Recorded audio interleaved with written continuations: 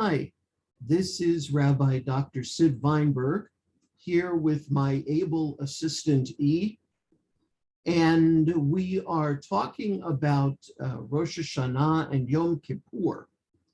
Now, in Judaism, really, we have two separate components. One is what you do. Halakha is part of that, but not total. The other, which we're going to talk about today, is ritual. Now, what do I mean by ritual? I mean those actions that are codified by the Torah and by halakha that we do in order to serve God. For example, keeping kosher. The Torah teaches us that there are certain things that we are permitted to eat and certain things that we are not permitted to eat. And really, although many have speculated on why we do this, the Torah does not give us a reason. We simply do it because God commanded us to do so. That is part of our ritual. Keeping Shabbat. We are the only people on earth who are commanded to keep the Shabbat. Again, that is a ritual.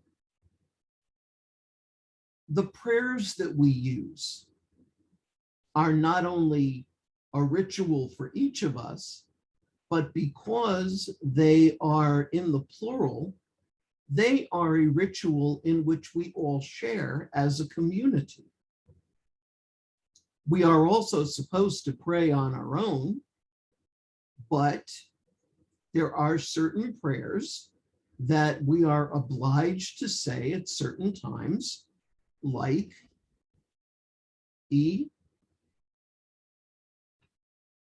Kaddish. Kaddish, that's right. The Shema. There are certain times when we are taught that we have to say Kaddish, or that we have to say the Shema. Times that we are taught we have to say the Amidah.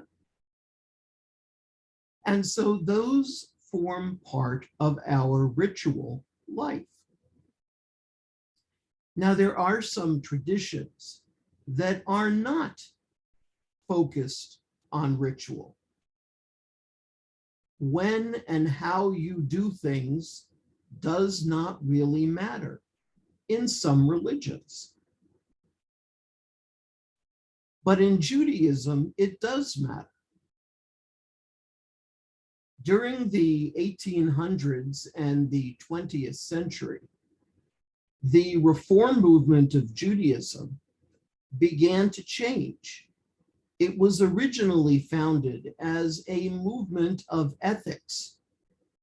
And so Reform Jews believed that the only important parts of the Torah were those dealing with ethics, how we treat other people.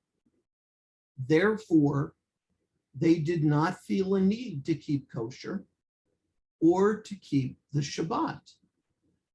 If you went to a Reform synagogue when I was a child, most people would not be wearing kippot, and they would not have talesim. There are even some Jews back in Germany during the 1800s who wanted so badly to be like everybody else amongst whom they lived that they changed the day of the Sabbath from Saturday to Sunday so that they and their Christian friends would all be going to worship at the same time. They often did not use Hebrew, but rather whatever language their country spoke. Yet, by the 1990s, there was a growing movement amongst these Jews, Reform and some conservative Jews to change. All of a sudden, they opened a kosher kitchen at the Reform Rabbinical Seminary.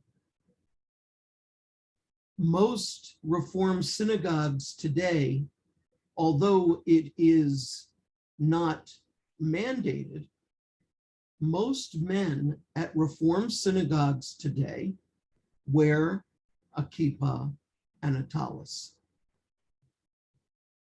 and read from the Torah.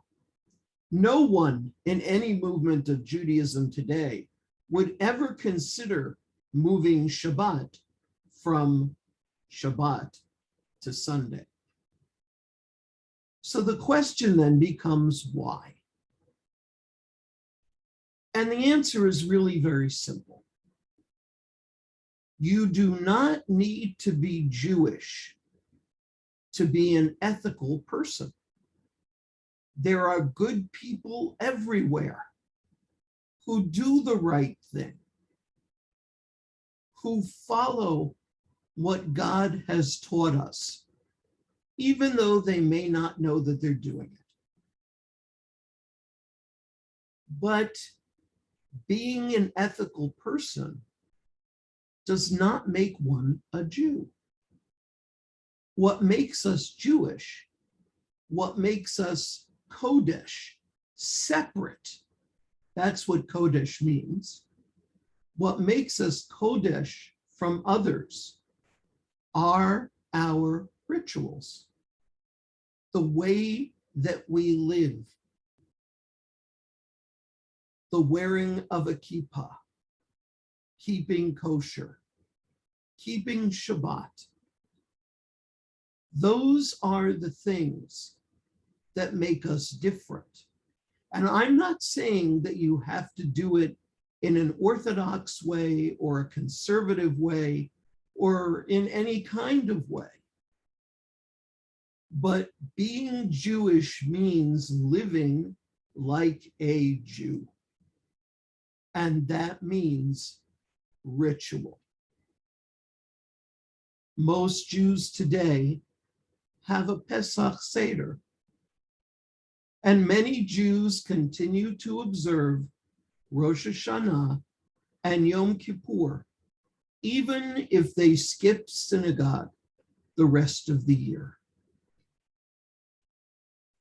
So as we prepare for Yom Kippur, let us think about that which makes us essentially Jewish, about our halakha, about our rituals, about the way in which we behave in terms of our Jewish practice.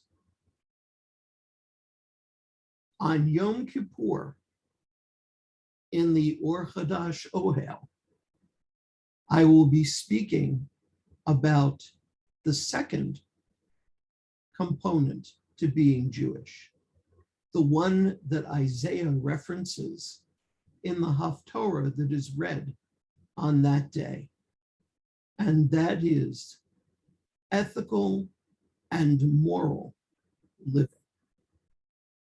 Thanks for listening. I hope that you have a Gemar Chatima Tova. May you be inscribed and sealed for a happy, healthy, prosperous new year.